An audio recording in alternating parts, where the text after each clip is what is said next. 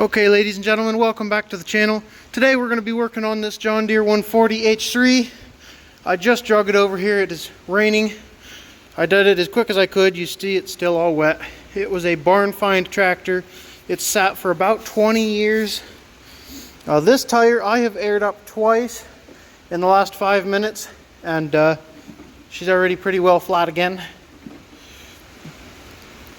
But the other three are holding air enough to do stuffs. This one's a little low. This is a 1973 John Deere 140 H3. I bought this tractor over the summer last year, or fall, something like that. And I only bought it on an off chance that it was close in serial number to the tractor I am looking for, which is serial number 54948. It is a 1973. It was my first 140. I would like to have it back. So if anybody knows anything about it, let me know. I bought this tractor because it looked about the same. It's got the headlights that are messed up. And to my joy, it was fairly close in serial number. This is the closest tractor I have found, other than one H1 that I had found that was a few hundred closer. But I'm looking for the H3 that I had before. So I did not want an H1, and the H1 was $2,000. Guy thought it was gold plated. I think I paid $400 or $500 for this tractor, somewhere in that neighborhood. The story on this tractor was the man that I bought it from, his dad used this tractor to mow several rental properties for years, and the transmission had started leaking real bad. So the man had taken it to the John Deere dealer to have basically the transmission gone through and put all new seals in it. And while this tractor was at the dealer, the old man passed away. So his son, when tractor was done, paid for it. He said it was over $1,000. He said he mowed with it one time and parked it. And that's where it sat for the last 20 years in his open-sided barn on a dirt floor. I'll drop some pictures in right here if I still have them of the way it was sitting when I bought it. It was down in the holes pretty deep. It's got oversized front tires. We'll have to fix that if we decide to do much with it. I've had it for a while. I'm just not sure what I want to do with it yet. I do think I want to get it running and driving though. It'd be a neat tractor to use around the property. So we are going to go ahead and dive on in. I have not done anything to it except for several months ago in a live I was doing. I dropped a battery in it and tried to see if it would turn over, and it would not with the key. So we're going to have to investigate that also. Looking over this tractor, it's in pretty rough shape. You see it's pretty dirty from sitting in a barn for 20 years, covered in straw and dirt and other assorted things. Carburetor, it's completely froze up. It won't budge. Throttle, oh, the choke cable moves, but the carburetor is froze up, so that's good. The throttle cable moves also, so the cables both move. That is a big plus. Those are a pain in the butt to get freed up where the carburetor isn't so bad. But everything on this carb is froze up, more than likely from sitting with old gas in it for so long and being available to the environment to rust solid. A mix between those would do the trick. You see it's got an oversized voltage regulator. I mean, that'll work, whatever, as long as the voltage regulator works. We'll ignore it for now. I will probably put the correct one on it eventually. The steering has a lot of play. It's more than a half a turn of play, and the steering shaft kind of wobbles around in here too. Things aren't good for the steering. That could just be the steering right up under the front end here. but it could also be a number of other things. It looks like the belt broke and popped off at some point. It might have done that when I drug it back here. I don't really know. It was probably pretty brittle after being who knows how old and then sitting for 20 years. I don't think that I have even ever checked to see if this engine turns over in this tractor. So I am going to do that real quick now. Okay, grab a wrench, put it on the crank snout, and she turns over. Does not have a lot of compression though yet. Oh, there's compression right there. Holy moly, now she's got the compressions. So we're good with the engine. I must just not have been on the compression stroke yet. Apparently, like I said, this trans was rebuilt, so I am not going to do anything to it. I made the point of not disengaging it when I bought it. I have never disengaged it, so I didn't want to take the chance of sticking the valves down and then having to pull everything apart to fix that. For those who know what you're doing and know that I shouldn't drag it around with the valves engaged, don't worry, I did not. When I picked this tractor up, I brought my 140. I picked up the back end because it was just pulled straight into the building, and I just drove it up on the trailer and sat the back end down, and that is what I have done, moving it around here every time. I have never rolled the wheels. I have had one touch the ground while they're both off the ground and the other turns back, so I know that's not locked up or anything. But I did not want to take a chance on ruining anything, and I did not want to have to mess with the valves. So I will show you guys the picture here real quick of how I just brought it over here. I picked up the back end with the 400 and drug it over here. I pushed it in here forwards, and then I put the floor jack under the back end and rolled it up in here and turned it around. So I did not roll it. And if you do have one of these tractors and you are new to the hobby, do not roll it with the trans engaged. To disengage your hydrostatic, you just thread this down all the way tight, and well, that should not do that, but anyway, you disengage it, you thread it down tight all the way, and to re-engage it, you thread it out. Most of the time, as old as they are, they get stuck though. So enough of me yapping. Let's get right into this tractor and see if we can get it to run. All right, so just to reconfirm what I already knew, we're going to toss a battery in it. Yep, nothing. So let's start probing around, see what we get here. I'll just turn on the key and see what I get. We got 12 volts to the coil. To start with, I'm just going to go directly to the starter. Just as I suspected, nothing there. I'm assuming we just don't have a safety working. We'll just have to kind of work backwards.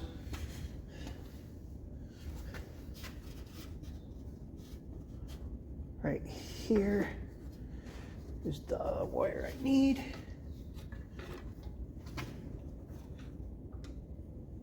Ouch.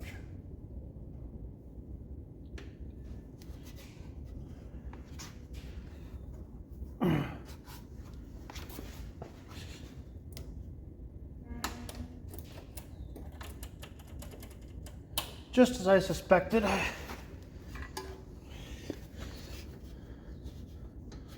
That tells me that somewhere in the wiring we do not have power through one of the safeties. There is many, who knows what's still hooked up. There should be a seat safety, the safety on the lever, and the safety on the PTO.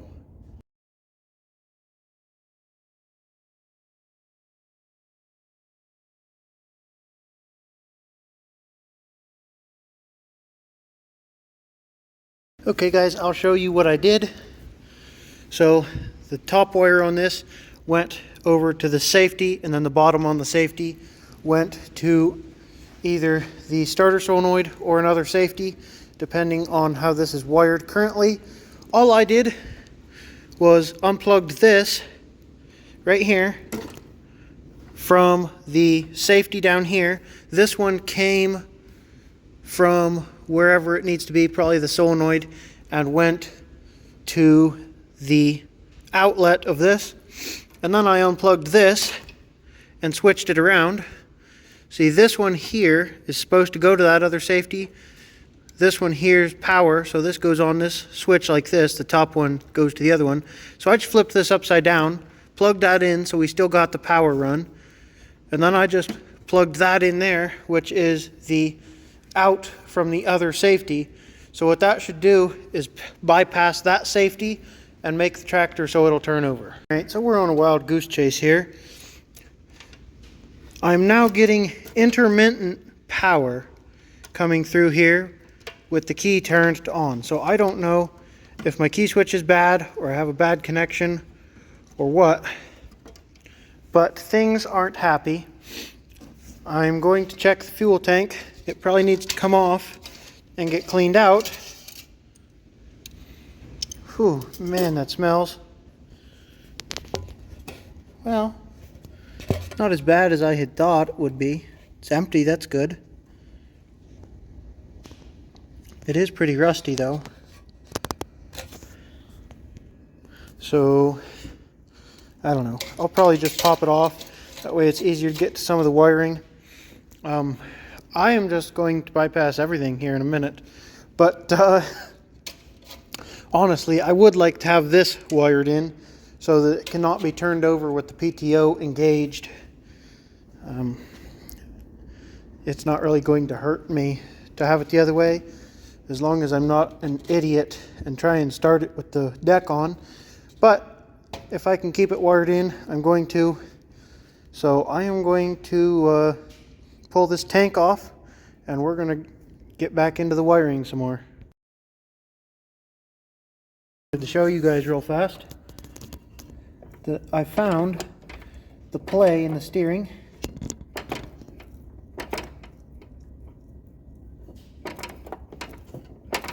Not sure that that's supposed to be that way, but we'll get it fixed and taken care of. Okay, so like I said a minute ago, I had just switched this around. For some reason with this flipped upside down, I was not getting constant power, so it must have plugged itself in backwards the only way it fit.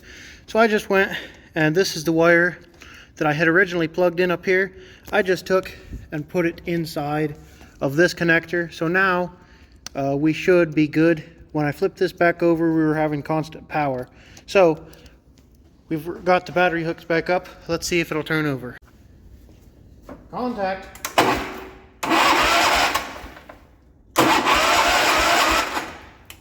Oh boy. This is all bad news.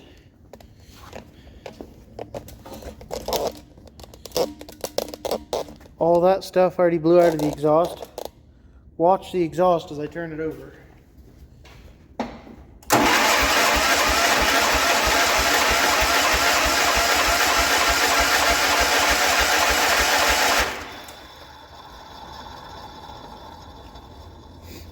It also blew the dipstick out.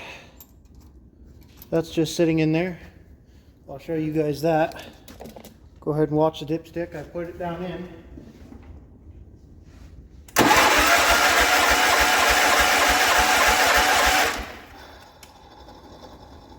Oh boy. This thing is way off balance. See it shaking all around as I turn it over? This isn't going to be good, boys. Next thing I'd like to do is go directly into checking spark instead of doing the right thing and checking the points. So let's go ahead and see if we get sparkles.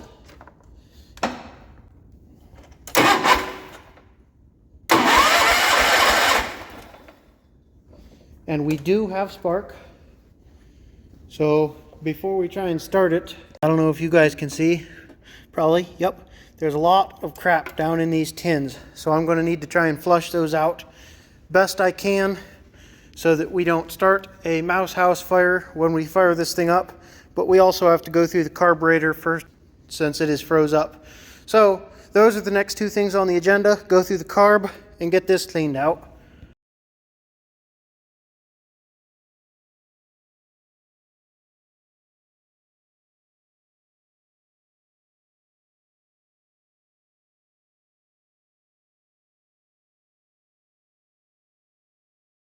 This here's the pile of mouse house. Quite a bit. There's still a little bit of stuff in there I could pick out, but we're mostly clean. I'm gonna crank it over though and see if anything else comes up.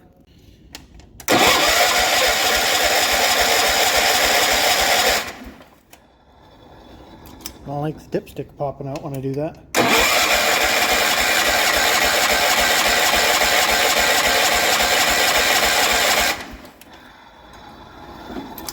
But nothing got in it, so we're good. Yep, lots more came out. I'm gonna keep doing this process until it's all out. I'll bring you guys back. All right, let's get the carb off. Let's see what is behind door number 1. Probably should have checked this before we started cranking on it, but I didn't even think about it. Well, the filter's dirty outside, but not in, so that's good.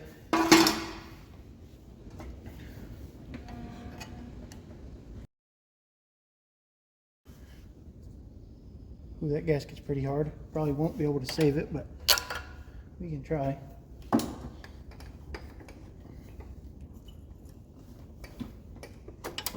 Well, that all moves back and forth.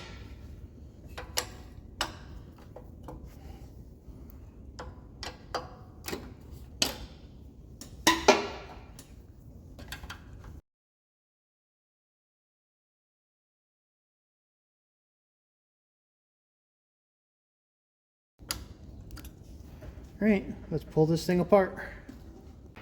Let's get this sucker pulled apart. Oh boy, oh, there. Did it go? It did. Okay guys, you ready? See what's behind door number 1. Ooh. See all that rust coming out? The float moves. Kind of surprised about that, honestly. Uh-oh. Float pin isn't happy about moving its butt, but I got it. The needle even moved. Came right out. This seal has got to be the wellest preserved antique I've ever seen. Boy, look at that. She is full of dirt.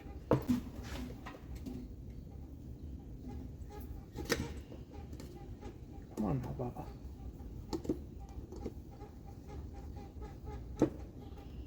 Both them jets are froze up. I don't want to twist them off and break them. So this thing's going to need to be ultrasonic cleaned a lot.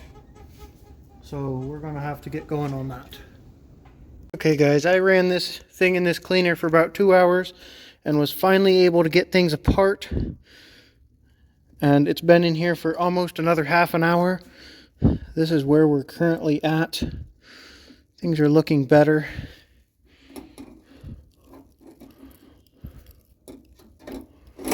Still not perfect. I'm going to let it sit for a few minutes and then I'm going to put it back in for another, I don't know, 10, maybe 20 minutes.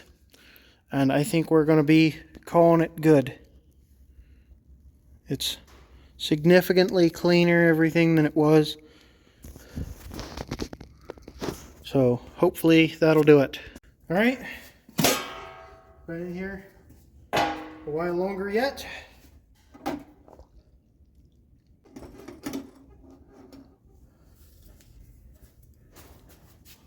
Here's what we're looking like.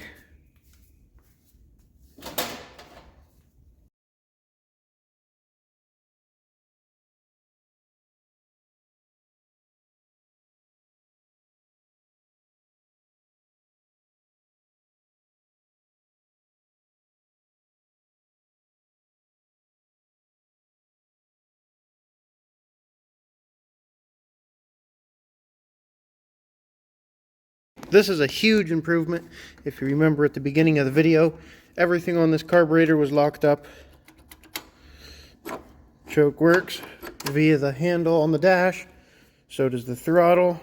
Fortunately, the cables themselves weren't locked up, only the carburetor. Otherwise, we'd have had a lot more of a battle on our hands. But the carb is rebuilt and gone through. So now we got to clean out our tank, run fuel line, and we should be ready to try and start this thing up because it already has spark. I went ahead and put a new fuel line on it with a filter and a shutoff. I did put gas in the tank, put about a gallon in there, carbs on, everything's back together. Let's turn this on and see what some gas looks like coming out of the tank. Not too bad. It's not coming out real dirty or anything.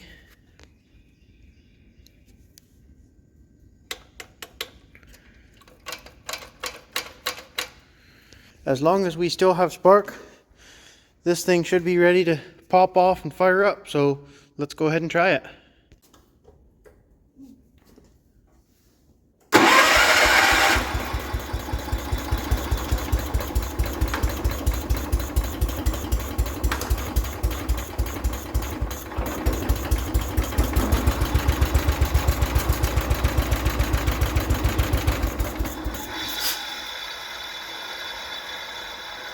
Okay, that was way too easy. Still blowing some crap out of the engine, so before we suck any in the carburetor, I'm going to put the air cleaner and air filter back on. I put a brand new air filter in it. The old one was pretty dirty. So let's fire it back up, see if it starts right back up.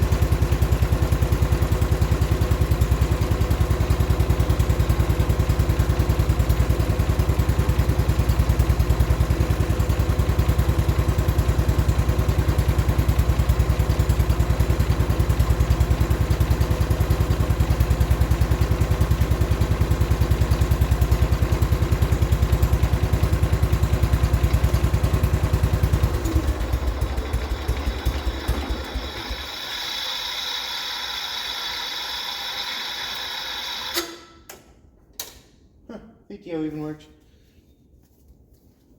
Okay guys, so the reason that I shut the tractor off was after I raised the deck up and got the hydraulics to function and drove the tractor forward and backwards a little bit. There's no oil showing on the dipstick. It was full before. So my guess is it just did not get run enough after the trans rebuild to be topped off all the way. So we're just going to get some fluid and throw it in there It appears to have oil in it currently, so that's what we're going to put back in it. Let's find some, get her topped off, and see about taking her for a spin. Okay guys, pumped this tire up, but you can hear it leaking. So I topped off transmission. It's a little over full now because it will pull some down while driving. So let's get this thing fired back up and take it out for a spin.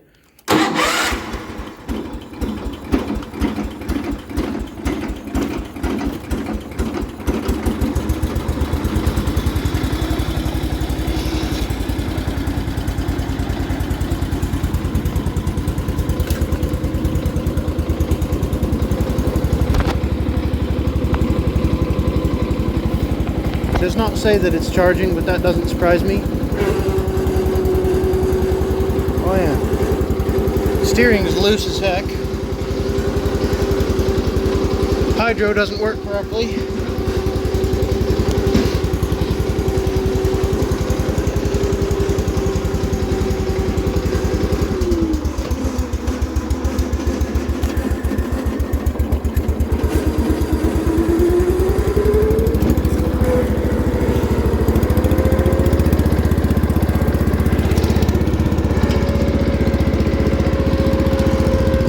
First time it's seen the light of day under its own power in 20 plus years.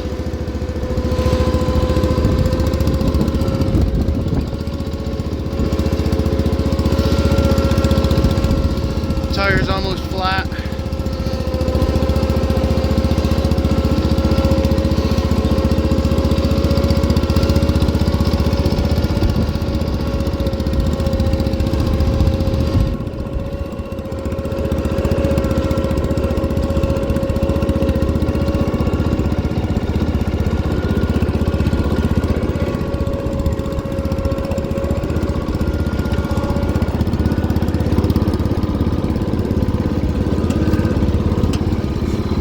Smell the mouse house burning out that's still in there. Not ideal, but what are you going to do? Got as much out as I could.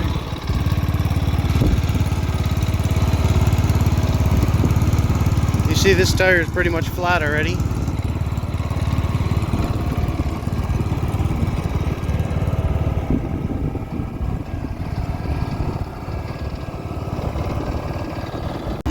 Alright, let's take her back to the barn.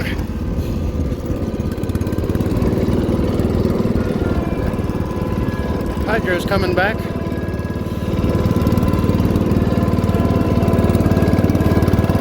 Whew. You can really smell the burning cobwebs and mouse house and everything else. I don't like it.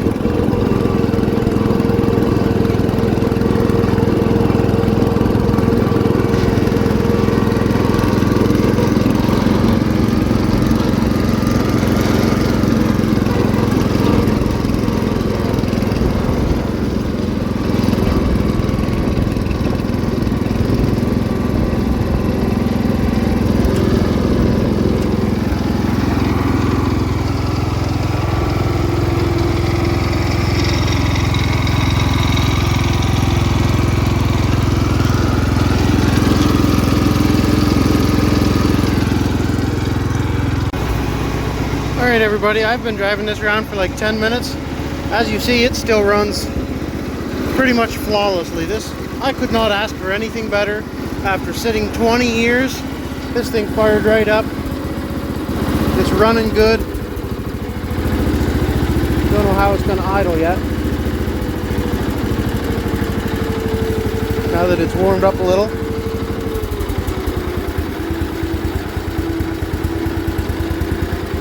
So far, so good.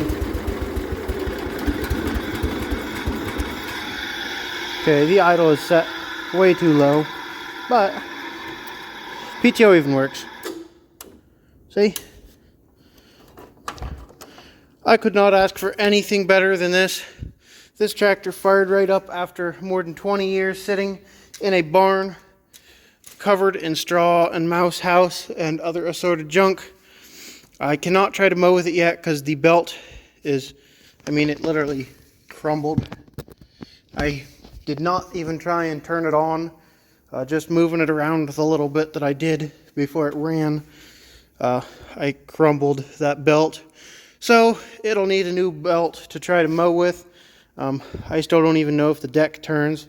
I wanted the tractor more than the deck. The deck's pretty well shot anyway. You see this is just rusted off pretty much. It could be fixed, welded up. It's got brake right here all the way up. This side, it's alrightish, I guess. Definitely been fixed. I do want to put some different front tires on this tractor. This one does hold air. It's actually a newer tire. As you see, it's still got some stuffs left on it yet, but that one's shot. It won't hold air for 5 minutes, and I am not being dramatic. I had to air it up 3 times during my 10-minute drive, and you see it's already flat again. So she could use a little love. I want to put the correct size tires back on it, and we need to change the oil yet. But drop a comment down below and let me know what you think of this tractor. I'm going to hold on to it for now. Would you guys like to see a pressure washing video this spring on this tractor, or are you guys not interested? Let me know down in the comments. We're going to go ahead and change the oil in the engine and make sure the transmission's still topped off. Switch these front tires out, and this tractor should be ready to use. Oh, and I need to check out the charging issue. The battery does not charge according to the gauge. Put it back in, try again. We're not to the top of the safe mark, but we are still in it. So I'm going to call that a win for now. I'll top it off a little bit more, but that's pretty good. All right, let's pull the engine oil dipstick. It was full when we started. Wipe it off here. Boop. Still full. Still nice and clean. Smells old, but not bad. Let's get it changed. Okay guys, what do you think? New look. Put the correct front tires and rims on it. Well, they were already the correct front rims. Oil's changed. This is what came out of it. It's a little dark, a bit thin, but it's not too bad. It's definitely old. It's filled back up. Brand new 30 weight. Yes, I have to bungee that in. As you recall, when we start it, the dipstick just boop comes out. I changed the dipstick with the parts tractor I have. That's just temporary. This is not the correct dipstick, but the top here is broke off the other one and it wanted to fall down in. And since I'm going to have to be checking the oil every time I run this, I wanted one that wasn't going to fall apart, go down in the pan. I am on the hunt for a correct dipstick. If anybody knows of where I can get one, there's a different one for the later tractors, which is what this is. That one came out of a 1970. So oil's changed, tires are done something with. The oil back here is filled, so we are ready to go except for the charging issue. I think it's time to get this thing fired up and probe around and see if it is charging and the meter's just not working, or if it's not charging at all. Our voltage non-running is 12.5. Let's fire it up and see what we get.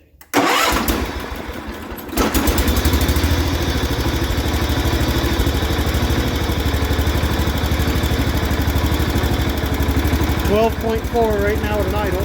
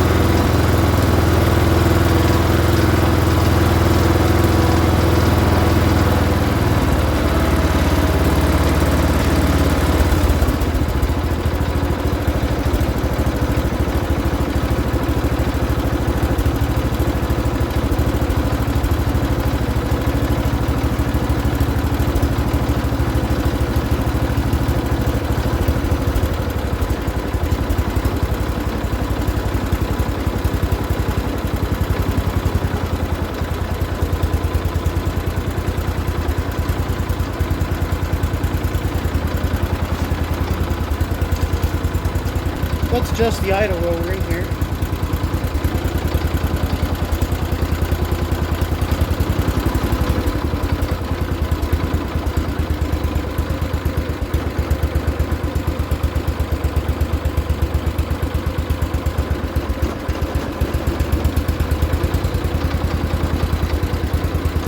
I like right there.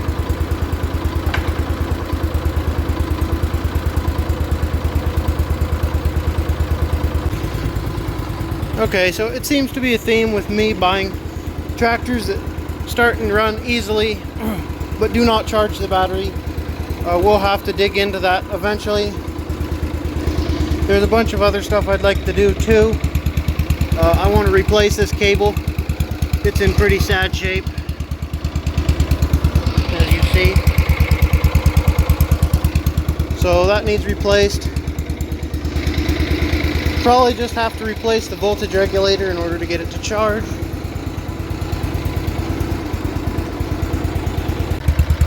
Let's fix one other issue right now.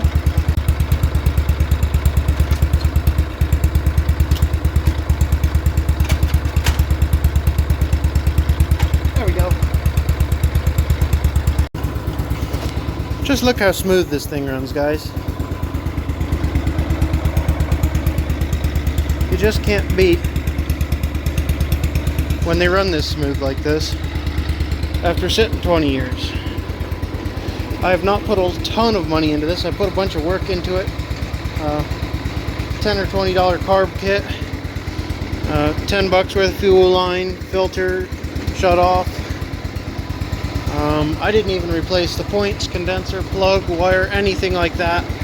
This thing just fired right up. It does have a $150 battery in it, but that'll go from tractor to tractor as I need it. So yeah, I'm very pleased. We're going to take this out and drive it around a little bit more and park it. Still sitting here running.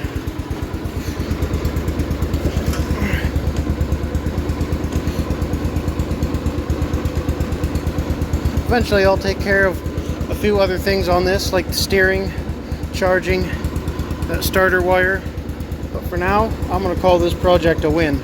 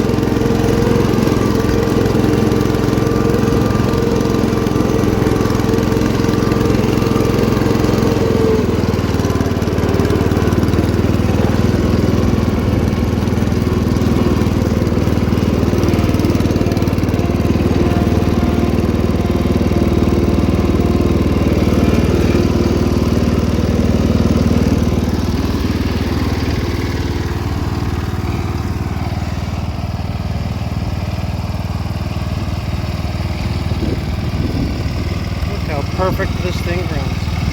Wow.